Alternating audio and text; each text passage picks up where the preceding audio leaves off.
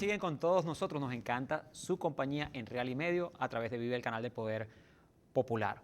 Hoy estamos en el kiosco El Saladillero en Maracaibo, capital del estado Zulia, desde la sede de Vive Occidente. Y nos acompaña Joséito Huerta. Joséito es profesor de la Universidad del Zulia. Además de eso, fue coordinador de la sede Zulia de la Universidad Bolivariana de Venezuela. Y está con nosotros también porque su manejo del tema internacional es clave. Fue embajador de Venezuela ante la República de Paraguay. Y además de eso es miembro del Comité Central del Partido Comunista de nuestro país, el Partido Comunista de Venezuela, el PCV. Profesor Joséito, hace un rato te hablaba, entrando el tema nuevamente de Brasil, del golpe de Estado, entre comillas, parlamentario que se le dio a Dilma Rousseff en el Brasil. Y usted estaba mencionando dos temas bien interesantes. Uno, las teorías que están detrás de su análisis, la teoría de clases, de la lucha de clases y la teoría de las necesidades, pero además de eso habló de dos mapas, el mapa de los gobiernos y el mapa de los pueblos. Me gustaría que entonces en ese contexto volviéramos a retomar la conversación. Bueno, mira, esto es muy importante. El mapa de los pueblos es porque justamente ahí está la clase obrera, ahí están los trabajadores, y desde el punto de vista de la teoría de la lucha de clases, esos son intereses totalmente diferentes a los intereses de la burguesía. La burguesía, el capitalismo, desarrolla en su proceso histórico, desarrolla tres grandes columnas desde el punto de vista de clase. La burguesía industrial, la burguesía financiera y la burguesía comercial. Eso lo sabemos, sí. Lo saben ellos, lo sabemos nosotros. Y ese es el sostén, digamos, del régimen capitalista como tal, a nivel nacional, mundial. Bien, ¿qué pasa? Cuando tú tienes un proyecto de socialismo, un proyecto revolucionario para la búsqueda de una sociedad más armónica, igualitaria, libre, soberana, bueno, no importa, el nombre sería lo de menos. Socialismo porque teóricamente implica el socialismo, pero no importa cómo se llame, lo importante es el contenido. Sí. El contenido, una sociedad soberana, humanista, libre, humanista, ¿verdad? Con satisfacción plena de las necesidades. Carlos Marx decía, cuando discutía con Bakunin, le decía, mira, pero al final, chico, ¿qué es la libertad? La libertad es el reino de la satisfacción de las necesidades. Ahí está dicho todo. Sí. Para ser libre hay que satisfacer las necesidades. Entonces, ellos manejaban muy bien esto en el caso de Brasil, estudiaron bien la situación. Y te quiero generalizar esto. La CIA y el imperialismo se ha dado cuenta que ya no puede manejar las Fuerzas Armadas en América Latina como las estuvo manejando durante un largo tiempo. Muchísimo tiempo. Entonces ellos están buscando otras alternativas. Fíjate, las Fuerzas Armadas de Brasil, que son extremadamente poderosas. Sí. No tengo tiempo aquí para explicarte cómo son las Fuerzas Armadas de Brasil, pero eso es un emporio. Es más, Domingo Alberto Rangel, en uno de sus trabajos de investigación, intentó demostrar que el imperialismo tenía el proyecto de construir en Brasil un subimperialismo. Sí. Y lo empezó por las Fuerzas Armadas. Sí. Entonces, gracias a Dios que eso no pasó de allí. No pasó ahí y no pasó pero justamente por la lucha de los pueblos. Exactamente. Porque ellos empezaron a utilizar lo que es el subsidio y los aranceles, ¿no? El subsidio para proteger la parte interna y los aranceles para lo que viene de afuera, ¿no? Las dos cosas las utiliza mucho el capitalismo para sus propios fines de acumulación de capital.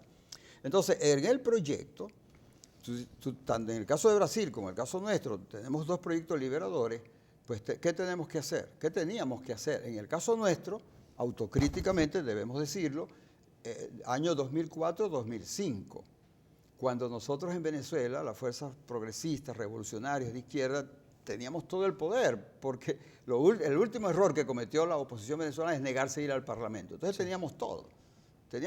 En el 2005 pasó. Y un pueblo, 2004-2005, ellos fueron derrotados con el golpe, derrotados con el paro petrolero, se niegan a ir al Parlamento, nos dejaron todo. Y derrotados en el referendo. Exactamente, la misma frase de Dilma, no hice lo que tenía que hacer. Igualmente, es aplicable. Chávez, en su conciencia, nos consta que fue así, que no hice lo que tenía que hacer. Sí. ¿Y qué tenía que hacer en aquel momento, en el proceso de transición? Debilitar con medidas constitucionales a lo máximo, debilitar ¿a quién? A la burguesía financiera y a la burguesía comercial. Si nosotros hubiéramos tomado esas medidas, si Dilma hubiera tomado esas medidas, otro gallo canta. Porque en el caso venezolano no tuviéramos las colas, no tuviéramos el desabastecimiento, no tuviéramos la inflación. Si hubiésemos nacionalizado la banca y la importación. Nosotros sacamos una consigna en el Comité Central que decía ni $1 más a la burguesía. Se lo planteamos al presidente Chávez, se lo planteamos a Maduro. No le sigas dando dólares a la burguesía. Dale a la burguesía industrial lo que necesite para que trabaje, para que haya industria, bastantes industrias, diversas industrias. Bien, entonces en Brasil, Dilma también, aparte de la cuestión comunicacional, no hizo lo que tenía que hacer. El imperialismo sabe que cuando tú comienzas a satisfacer necesidades sociales, que si el salario mínimo lo aumenta, que la pensión igual al salario mínimo, pensión para la gente que necesita, educación gratuita, educación liberadora, vivienda, empiezas con la salud, o sea, con políticas sociales, que el pueblo comienza a ver el queso a la tostada, porque empieza a comparar con el pasado y por eso es que le duele el perder lo que tiene. Sí. Y por eso nuestra consigna es, vamos a defender lo que hemos conquistado. Correcto. Yo le digo al pueblo zuliano y al pueblo venezolano realmente que lo que hemos conquistado no es cualquier cosa. Entonces hay que defender lo que hemos conquistado. La defensa Maduro no es la defensa a un hombre, no. Es la defensa a un proceso donde Maduro es un accidente, así como lo fue Chávez, así como lo es Javier, así que somos accidentes en la vida. Son hombres y mujeres que estamos, vamos a decir, comprometidos con un proceso de cambio honestamente.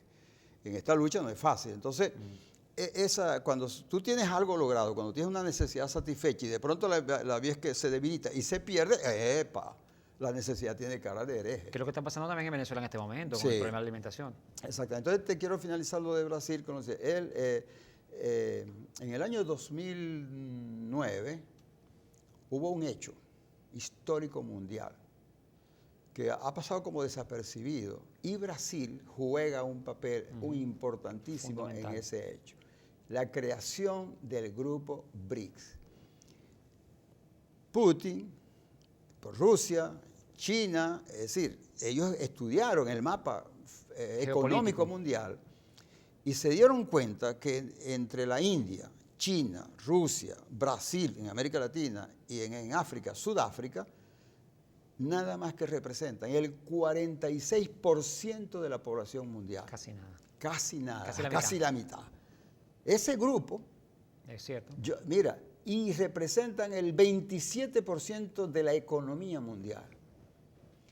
No ha habido, te lo digo con satisfacción y con honestidad intelectual, hasta donde yo he podido estudiar, en la historia económica mundial, yo no he visto un acto con un potencial de liberación antiimperialista como la creación del grupo de los BRICS. ¿Qué hace la CIA? ¿Qué hace el imperialismo? Ellos tienen planes contra Rusia, contra China, contra la India, contra Sudáfrica y contra Brasil. No es que es solamente Brasil, es que el imperialismo para ellos es fundamental destruir esto. Porque este es un instrumento liberador. Otro polo de Otro desarrollo. polo. El año pasado, hace un año, en julio se cumplió un año, crearon el Banco de Desarrollo del Grupo BRICS. Exacto. Y crearon un fondo de garantía mutual. Bueno, eso es decirle al Fondo Monetario Internacional y al Banco Mundial, decirle, ustedes están allá, nosotros estamos acá. No nos hacen falta para nada. Exactamente. Así es. Y además la posibilidad de comercializar internamente con monedas propias. Monedas propias. Imagínate eso, que el 27% de la economía mundial le diga al dólar, chao contigo. No queremos saber nada del dólar. Eso no es cualquier cosa, porque el imperialismo y sobre todo los Estados Unidos sostienen esa economía que la tienen ahí, como dice, como un gigante con pies de barro. Óigase bien esta frase, es un gigante con pies de barro la economía norteamericana, en cualquier momento eso va a haber.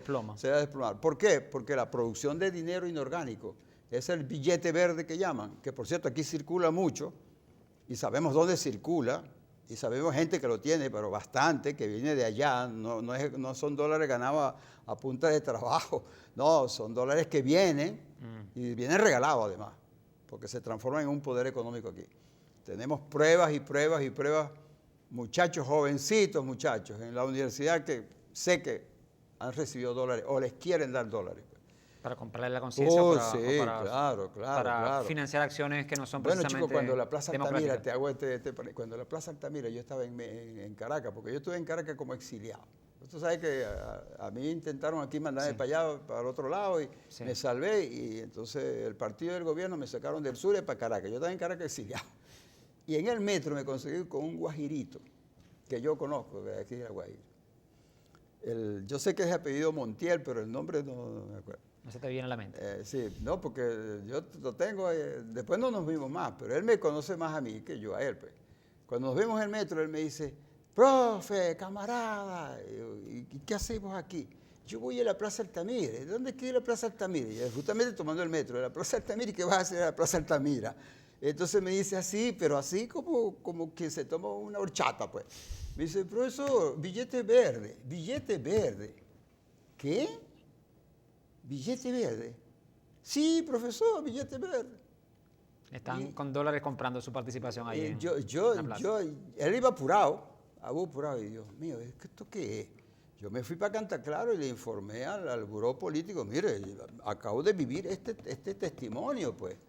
Entonces me dice, no, si es que esa gente rueda el billete verde aquí para hacer contra la oposición. Parejo. Pues entonces terminemos Brasil. Ese cambio, disculpa, José, ese cambio ahora que Dilma es destituida, que sale por un golpe de Estado, ¿qué va a pasar con el BRICS? ¿Qué consecuencia puede traer para el BRICS que Brasil esté en esta situación? Bueno, afortunadamente en el campo del derecho público internacional, ¿verdad? Cuando se producen acuerdos internacionales, es un protocolo que hay que respetar. Esos son acuerdos ya firmados. Dilma firmó, hay una foto hermosa donde está Putin, Dilma, el de la India, el de Sudáfrica, de China. Una foto histórica, pues.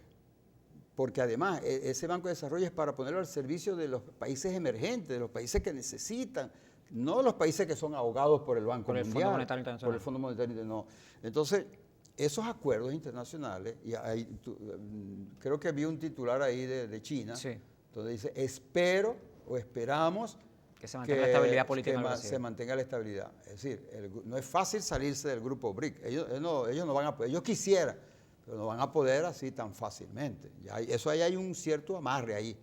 Y hay compromiso, y hay incluso aportes financieros. ¿Pueden boicotear de alguna manera? ¿Pueden sabotear? Puede sabotear, exacto. Pero a este le quedan 2 años.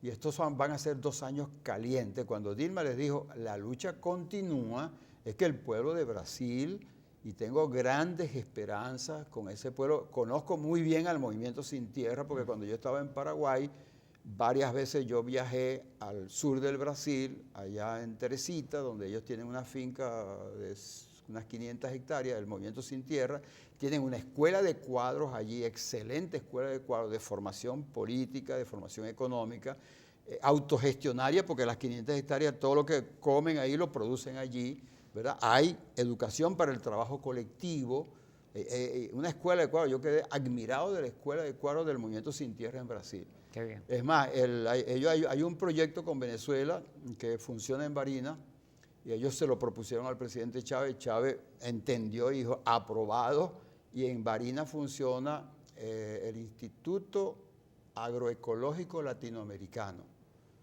Paulo Freire se llama. ¿Qué casualidad? Instituto Ecológico y funciona en Barinas. Allá deben haber ahorita como unos 200 estudiantes, ¿verdad? Entre colombianos, ecuatorianos, brasileños, guatemaltecos, mexicanos.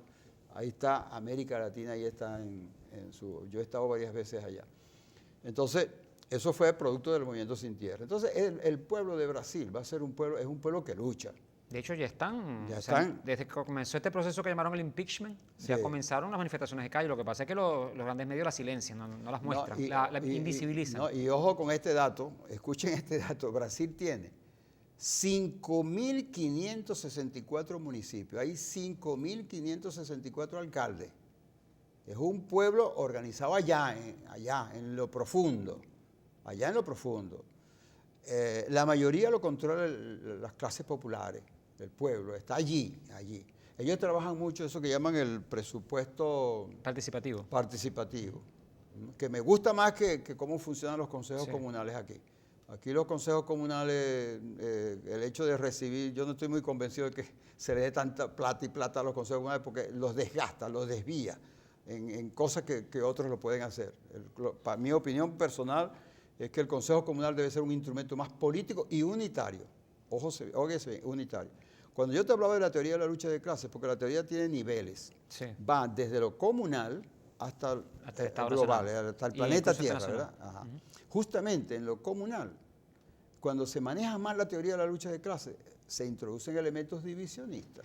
Qué bueno que estás tocando ese tema, Joséito, porque nos gustaría que en esta última parte del programa, que va a comenzar dentro de un rato, nos fuéramos ya al caso venezolano. Perfecto. Y viéramos lo que ocurrió últimamente, lo que ha venido ocurriendo, y además de eso, podemos comentar también lo que el Poder Popular cómo se viene construyendo en el país. Perfecto. Vamos a hacer la segunda pausa del programa. A ustedes les pedimos que no se vayan a ir muy lejos. Vamos a continuar aquí en Real y Medio, en el kiosco Saladillero, conversando con Joséito Huerta. Fue embajador de Venezuela en la República de Paraguay y es miembro del Comité Central del Partido Comunista de Venezuela. Ya volvemos.